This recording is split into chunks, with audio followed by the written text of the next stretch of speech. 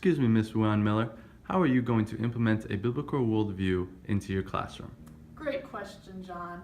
Well, let me start off to answer that question with a Bible verse. It comes from Psalm 32, and it says, "I will instruct you and teach you in the way you should go. I will counsel you with my eye upon you." As a teacher, I will be a representative of Christ to my classroom. And Christ set a perfect example for us of a loving teacher. So I will need to counsel and mentor my students in a loving way, remembering that each and every student is beloved, a beloved child of God.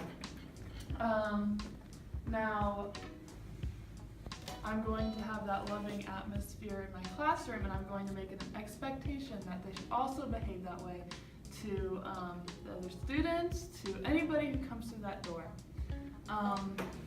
So that hopefully even when they're not in my classroom, when they leave and they go out in the world, they'll keep that attitude of respect. I'm going to give you another Bible verse that comes from Titus. It goes, "Show yourself in all respects to be a model of good works, and in your teaching show integrity, dignity, and sound speech that cannot be condemned, so that an opponent may be put to shame, having nothing able to say about us."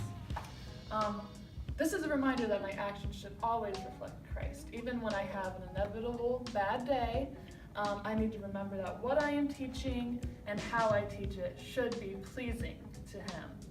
I need to remember that I'm setting an example for an entire classroom every day, and that all those young minds are precious to God. Mr. Theo, how will you integrate a biblical worldview into your classroom? That is a great question. In order to implement a biblical worldview into my classroom, I will always show grace to my students. And showing grace to my students does not mean being an easy grader or not enforcing consequences. Showing grace to my students is giving them the knowledge that without a shadow of a doubt, that I will always be there for them, to love them, and to encourage them, and to push them towards their goals, and help them succeed, and give them tools to succeed.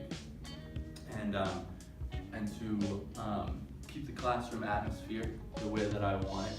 I will always be clear with my students, and they will always know what's expected of them. There will be no ambiguity on how they are to act or behave in the classroom, because the Lord is not a confusing God. He is very clear with us, and we always know what is expected of us.